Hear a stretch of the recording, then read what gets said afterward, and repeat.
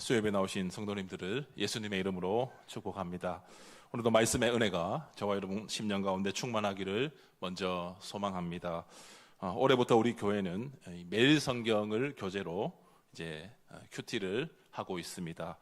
그래서 새벽 기도의 본문도 이 매일 성경 교재를 사용하는데 우리가 1월에는 여호수아 말씀을 살펴보고 있습니다. 그래서 여호수아서는 2월 7일까지 그렇게 살펴보게 되고 그 이후에는 이제 누가복음으로 이어지는 그런 이제 순서가 이어지게 되는데요. 오늘 이 시간에는 여호수아서의 이 가장 앞부분인 1장 말씀, 오늘 본문을 중심으로 함께 하나님의 말씀의 교훈을 살피고자 합니다.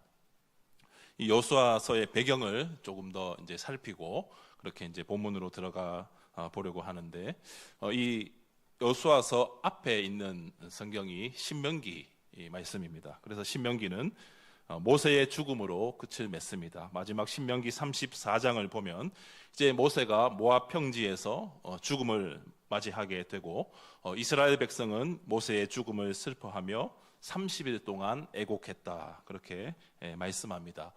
모세의 죽음 앞에서 이스라엘 백성이 30일 동안 애곡했다라고 하는 것은 그들의 슬픔과 지도자를 잃어버린 그들의 상실감이 얼마나 컸는가 하는 것을 우리에게 보여주고 있습니다. 이제 이스라엘 백성에게는 광야 기간 내내 그들을 인도했던 하나님의 위대한 종이었던 모세가 이제 없습니다.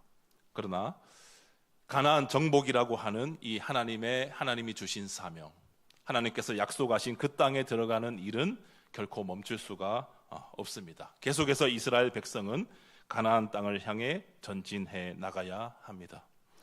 왜냐하면 그들에게 하나님께서 그 가나안 땅을 주실 것이라고 약속하셨고 그 약속은 모세의 죽음과 관계없이 여전히 유효하기 때문에 그렇습니다. 이스라엘 백성에게는 지도자인 모세가 없지만 그러나 가나안 정복이라고 하는 하나님이 약속하신 그 땅에 들어가리라고 그 하나님의 약속은 여전히 이스라엘 백성들에게 주어져 있기 때문에 이 가나안 정복은 포기해서는 안 되는, 계속해서 이스라엘 백성이 감당해야 하는 중요한 일이었다라고 하는 것이죠. 그런데 문제는 지도자가 없다는 것입니다. 모세가 죽었고 이스라엘 백성 가운데는 지도자가 부재한 그런 상황 가운데 있습니다. 그래서 하나님께서는 그들의 필요를 아시고 이미 새로운 지도자로 낙점한 인물이 있었는데 그가 바로 여호수아라는 인물입니다. 여러분, 여호수아가 누구입니까? 여호수아는 출애굽기 17장을 보면 이제 르비딤이라고 하는 곳에서 이스라엘 백성이 아말렉과 싸울 때 그 모세가 두 손을 들고 아론과 훌이 한 팔씩 이렇게 손을 붙잡고 내려오지 못하게 하는 그런 장면이 기록되어 있습니다. 그래서 모세의 손이 내려오면 아말렉과의 전쟁에서 질 것이고 손이 내려오지 않으면 승리할 것이라고 하나님이 말씀하셨기 때문에 아론과 훌은 이 모세의 손이 내려오지 못하도록 계속 붙잡고 있었습니다. 한편 아말렉과 치열하게 싸웠던 인물이 있는데 그가 바로 여호수아입니다.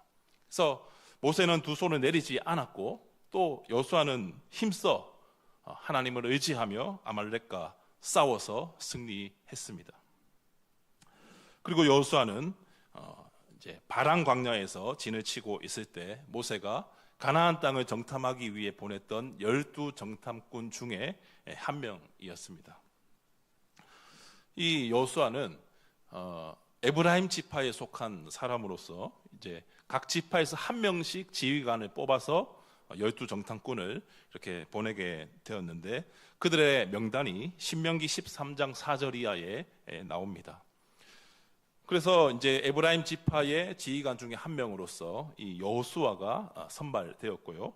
또 다른 그 정탐꾼들의 이름이 거기에 등장하게 되는데 여러분, 이스라엘의 12지파를 우리가 생각해 보면 이 여호수아가 속한 지파는 에브라임 지파입니다. 그런데 야곱의 12아들들이 12지파를 형성하는데 그 중에 에브라임이라고 하는 야곱의 아들은 없습니다. 그러면 에브라임 지파가 어떻게 나오게 된 것인가 잠시 생각해 보면 이 요셉의 두 아들, 요셉 지파라는 것은 사실 없고 요셉의 두 아들인 이 므낫세와 에브라임, 그들이 요셉 지파의 한 지파를 형성해서 이제 한 지파씩을 맡게 되고, 그리고 레위 지파는 제사장 지파이기 때문에 그들이 가나안 땅 그 분배에서는 빠져 있습니다. 그래서 레위 지파를 제외하고 요셉을 빼면 10지파인데 그 중에서 이제 요셉의 아들들을 한 지파씩 주어서 므낫세와 에브라임 지파, 그럼 총 12지파가 되는 것이죠. 그래서 요셉 지파에, 특별히 에브라임 지파에서 선발된 자가 여호수아라는 인물이었습니다.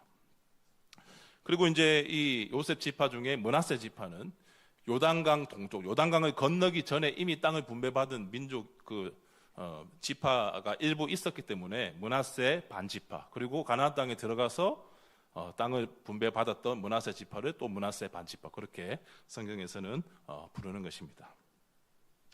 그래서 에브라임 지파의 대표로 뽑힌 사람이 눈의 아들 호세아였다, 그렇게 신명기에서는 말씀하는데, 이 여호수아의 원래 이름이 호세아였다라고 우리가 알 수 있는 것이죠. 그래서 이 호세아라고 하는 이름은 구원이라는 뜻을 가지고 있고, 이 호세아의 이름을 모세가 여호수아라는 이름으로 바꾸어 주었습니다.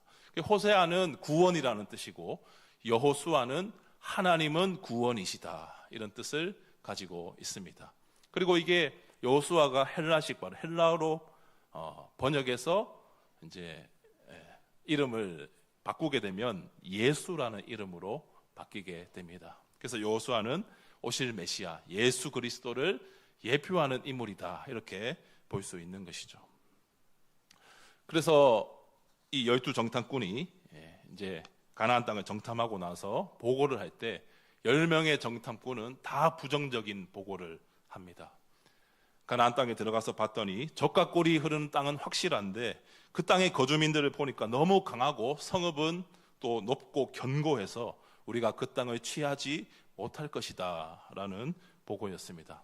그러나 그 중에 2명의 정탐꾼은 하나님께서 우리를 인도하시면 능히 우리가 그 땅을 취할 수 있다, 이렇게 믿음의 보고를 하는데 그 중에 한 명이 바로 여호수아였죠. 그리고 또 한 명의 인물이 갈렙이라고 하는 그런 인물입니다. 이처럼 여호수아는 모세가 활동했을 당시에도 모세 옆에서 아주 모세를 잘 도와서 모세의 조력자로서 이스라엘 백성 가운데 큰 역할을 감당했던, 이미 지도자로 세워질 만한 충분한 검증과 준비를 마친 인물이 여호수아였다라고 하는 겁니다. 여호수아가 모세의 뒤를 이을 것이라는 사실은 민수기 27장 18절에서 20절 말씀에도 우리가 확인할 수 있는데, 이때 하나님께서 모세에게 말씀하십니다. 눈의 아들 여호수아를 데려다가 안수하고 그를 회중 앞에 세워서 그에게 모든 존귀와 영광을 돌려서 이스라엘 백성이 그에게 복종하게 하라, 그렇게 말씀합니다. 이미 하나님께서는 모세를 통해 여호수아를 모세를 이을 지도자로 낙점하고 이미 세우셨던 것이죠. 그리고 신명기 31장 7절과 8절 말씀 보면 이제 모세가 마지막으로 여호수아에게 남긴 말이 나옵니다. 제가 한번 읽겠습니다. 모세가 여호수아를 불러 온 이스라엘의 목전에서 그에게 이르되 너는 강하고 담대하라. 너는 이 백성을 거느리고 여호와께서 그들의 조상에게 주리라고 맹세하신 땅에 들어가서 그들에게 그 땅을 차지하게 하라. 그리하면 여호와 그가 내 앞에서 가시며 너와 함께하사 너를 떠나지 아니하시며 버리지 아니하시리니 너는 두려워하지 말라, 놀라지 말라. 어디서 많이 본 것 같은 말씀 아닙니까? 바로 오늘 본문에 하나님께서 여호수아에게 하셨던 그 격려의 말씀, 위로의 말씀, 이 말씀을 하나님은 모세를 통해 이미 여호수아에게 하셨습니다. 이처럼 하나님께서 예비하신 지도자가 바로 여호수아입니다. 그러나 아무리 준비되고 하나님이 예비하신 지도자였다 할지라도 여호수아의 마음에 두려움과 떨림과 그 가나안 땅을 향해 들어가야 하는 막막함이 없었을까요? 아무리 준비된 지도자라 할지라도 사람이기 때문에, 연약하기 때문에 그런 마음이 들었을 것입니다. 오늘 본문 1절에 말씀하는 대로 여호수아를 모세의 수종자로 소개하고 있습니다. 지금까지는 모세를 돕는 자, 수종자, 모세를 옆에서 도와주는 역할을 했었다면 이제 여호수아가 모세의 자리에 서서 이스라엘 백성을 진두지휘해야 하는 그런 자리에 서야 한다는 것. 이것은 여호수아가 가졌을 막중한 책임감과 그런 무거운 중압감을 느끼게 합니다. 그런 여호수아의 마음을 우리 하나님께서는 다 아시는 것처럼 그를 격려하시고 용기를 주시며 힘을 주셨습니다. 그 말씀이 바로 오늘 본문에 잘 나타나고 있습니다. 지도를 한 장 준비를 했는데요. 지도를 보시면 이제 하나님께서는 여호수아에게 요단을 건너 하나님이 약속하신 땅으로 가라 그렇게 말씀하셨습니다. 준비됐으면 보여주시고요. 그래서 여호수아가 발바닥으로 밟는 모든 곳은 모두 내가 너희에게 주었다. 그렇게 3절에 하나님이 말씀하시는데 여기 보시면 잘 보이시는지 모르겠습니다만은 이제 사해가 있고 그 옆에 보면 시딤이 있습니다. 여기 시딤에 이제 여호수아 1장의 배경은 시딤입니다. 시딤에서 이제 진을 치고 중간에 이제 요단강이 있는데 여기서는 요단강이 그냥 한 줄로 이렇게 돼 있어서 그냥 넘을 수 있는 것 같지만 물살이 아주 세고 그냥 건널 수는 없는 강이 요단강입니다. 그래서 요단강을 건너야 하는 숙제가 있고 또 요단강을 건너면 첫 번째로 맞이하게 되는 성이 여리고성입니다. 그리고 여리고성을 칠 때 그 앞에 있는 곳이 길갈이죠. 그래서 길갈에서 진을 치고 여리고성을 치고 이제 아이성을 치고 그렇게 나아가게 됩니다. 그래서 지금 여호수아 1장의 배경은 시딤입니다. 아직 요단강을 건너기 전이죠. 그래서 하나님은 여호수아에게 가나안 땅을 모두 주시겠다 이렇게 말씀하시면서 그 경계를 4절에서 말씀하는데 여러분 4절 말씀을 눈으로 보시고 저는 신명기 11장 24절 말씀을 한번 읽겠습니다. 너희의 발바닥으로 밟는 곳은 다 너희의 소유가 되리니 너희의 경계는 곧 광야에서부터 레바논까지와 유브라데 강에서부터 서해까지라. 거의 비슷하지 않습니까? 오늘 4절의 말씀과 비슷합니다. 그래서 여기서 서해는 이 가나안 땅의 서쪽을 말하는 것이고 이 서해는 지중해를 뜻합니다. 아까 지도에도 지중해가 있었는데 가나안 땅의 서쪽 서해까지 그 경계를 하나님이 주시겠다 약속하신 것이고 그 지중해를 대해라고도 불렀습니다. 그러니까 하나님이 신명기에서 모세에게 약속하셨던 땅의 경계와 지금 1장에서 여호수아에게 하나님 약속하시는 땅의 경계가 똑같다는 것을 우리는 확인할 수 있는 것이죠. 그래서 하나님께서는 여호수아에게 내가 모세에게 약속한 땅, 이스라엘 백성을 여기까지 인도했고 이제 요단강을 건너 가나안 땅에 들어가 정복 전쟁을 해야 되는데 그 일을 이 여호수아에게 맡겨주시면서 이 일은 이 약속은 하나님이 모세와도 하셨던 약속이고 그 약속을 똑같이 여호수아와도 맺으시는 그런 모습을 우리는 확인할 수 있습니다. 이어서 하나님은 아주 강한 어조로 여호수아를 격려하시는데 5절과 6절 말씀입니다.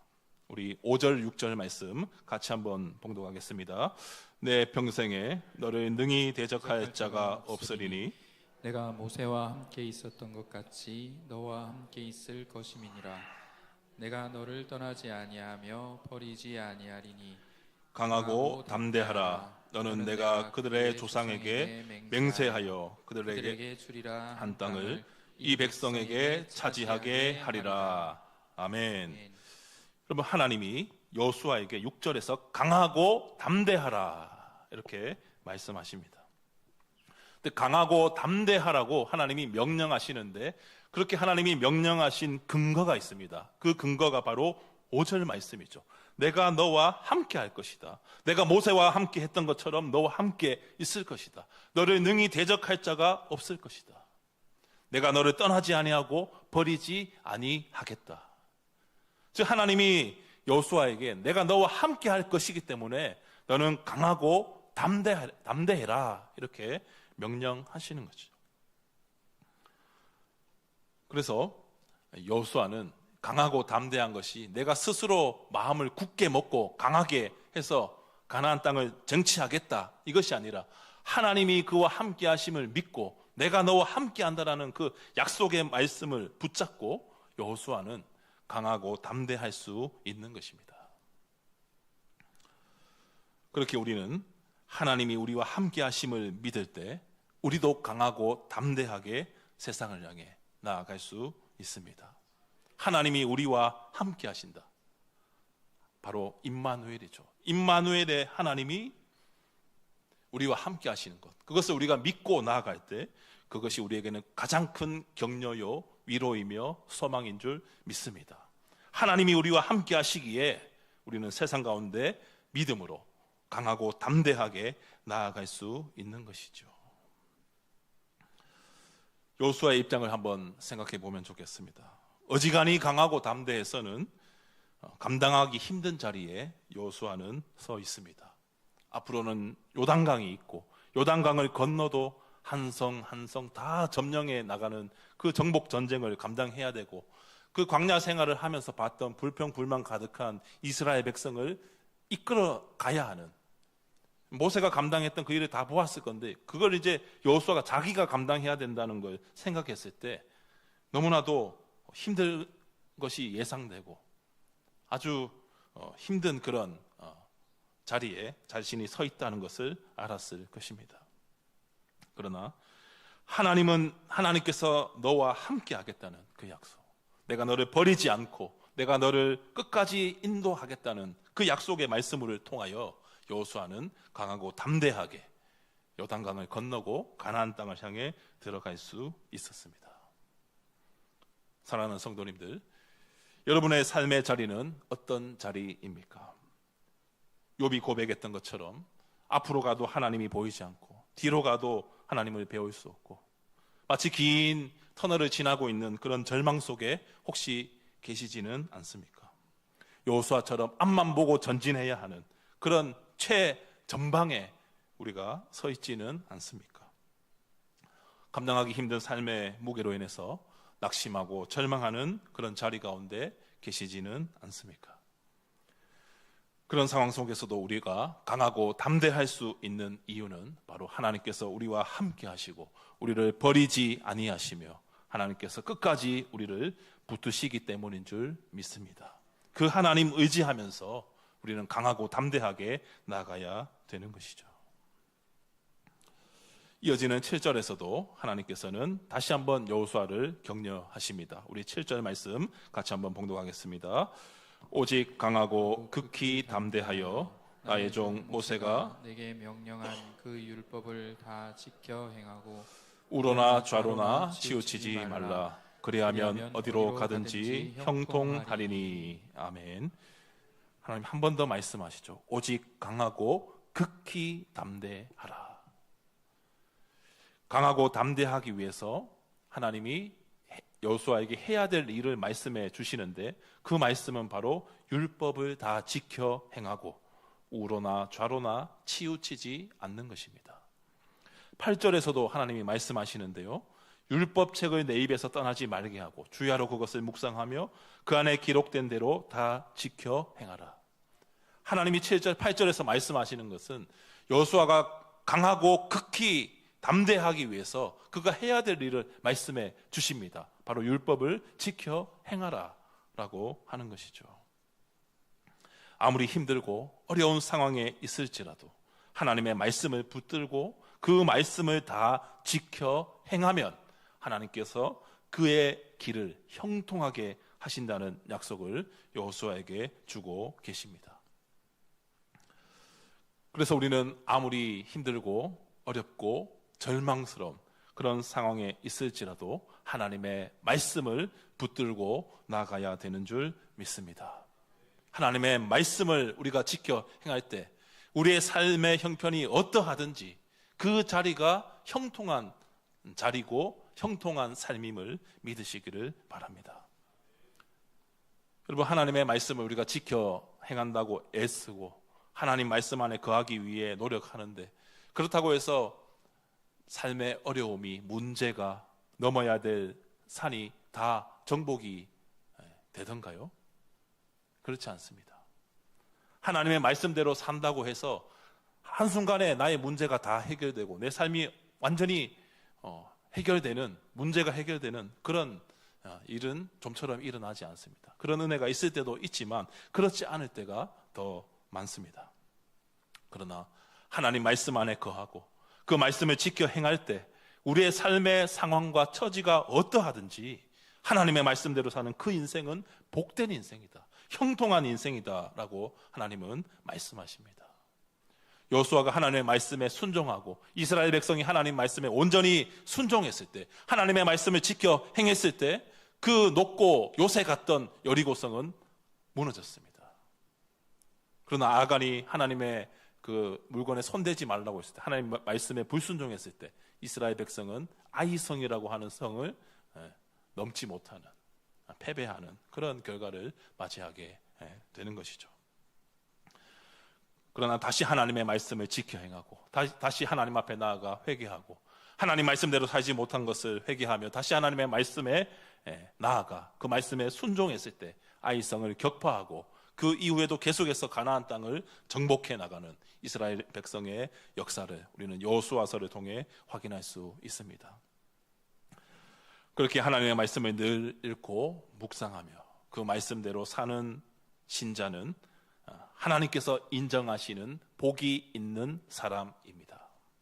이것을 시편 1편 1절에서 3절까지의 말씀에서 이렇게 평가하는데요, 제가 이 말씀 한번 읽겠습니다. 복 있는 사람은 악인들의 꾀를 따르지 아니하며 죄인들의 길에 서지 아니하며 오만한 자들의 자리에 앉지 아니하고 오직 여호와의 율법을 즐거워하여 그의 율법을 주야로 묵상하는도다. 그는 시냇가에 심은 나무가 철을 따라 열매를 맺으며 그 잎사귀가 마르지 아니함 같으니 그가 하는 모든 일이 다 형통하리로다. 아멘. 모든 것이 잘 되고 복을 받아서 형통한 것이 아닙니다. 어떠한 삶의 형편과 환경 속에서도 하나님의 말씀을 붙들고 그 말씀대로 살기 위해 힘쓰고 하나님의 말씀을 통해 마음을 강하고 담대히 하며 하나님의 인도하심을 구하는 신자가 하나님 앞에 형통한 삶을 사는 신자인 줄 믿습니다. 마지막으로 9절에서 하나님은 한 번 더 여호수아에게 말씀하십니다. 9절 말씀 같이 한번 읽겠습니다. 내가 내게 명령한 것이 아니냐. 강하고 담대하라. 두려워하지 말며 놀라지 말라. 내가 어디로 가든지 내 하나님 여호와가 너와 함께 하느니라 하시니라. 아멘.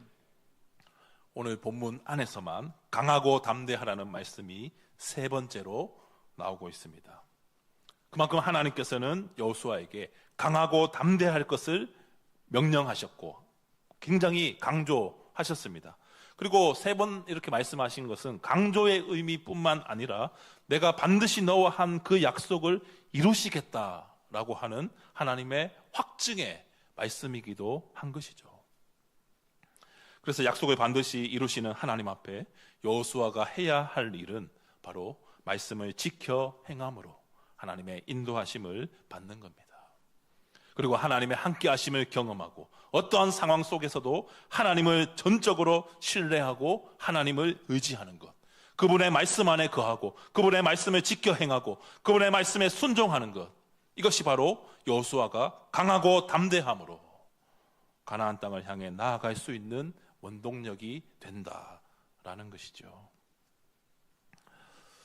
그렇게 사랑하는 우리 성도님들, 우리의 삶도 여호수아와 이스라엘 백성과 같다고 말할 수 있습니다. 우리가 그들과 다른 시대를 살고 있고 또 삶의 정황도 다르지만 그들이 약속의 땅인 가나안 땅을 향해 가는 것처럼 우리도 가나안으로 상징되는 그곳, 영원한 하나님 나라를 향해 가는 신자들입니다. 그렇게 우리도 그 하나님의 나라에 이르기까지 수많은 고난과 어려움을 만날 것입니다. 여리고성처럼 넘어야 될 성을 만날 것이고 건너야 될 요단강을 건너야 되는 이스라엘 백성처럼 우리도 불가능해 보이는 그 요단강을 건너야 할 때를 만나게 될 것입니다. 세상 가운데 싸워서 이겨야 할 그런 영적인 전쟁 가운데 수많은 적들을 대면하게 될 것입니다. 그때 우리가 가져야 될 신앙적 자세가 바로 강하고 담대함입니다. 그러나 그 강하고 담대함은 우리 스스로 마음을 단단히 먹는 것이 아니라, 우리 경상도 사투리로 마음을 단디 먹는 것이 아니라, 마인드 컨트롤을 해서 나는 할 수 있다, 이렇게 자기 체면을 걸고 하는 것이 아니라, 하나님의 말씀에 근거해서 하나님의 말씀을 통해 힘을 주시는 그 하나님을 우리가 경험하고, 우리와 함께 하시는 하나님, 그 하나님을 의지하면서 말씀을 가까이 하고 행할 때 우리는 세상으로 강하고 담대하게 나아갈 수 있는 줄 믿습니다. 그렇게 이 안에 새로운 시작을 우리가 한 해 하게 되는데, 하나님이 주시는 강하고 담대함이 하나님의 말씀을 지켜 행함으로, 또한 그 말씀을 지켜 행할 때 하나님이 우리와 함께 하심을 믿는 그 믿음으로 이 안에 우리가 살아갈 수 있기를 바랍니다.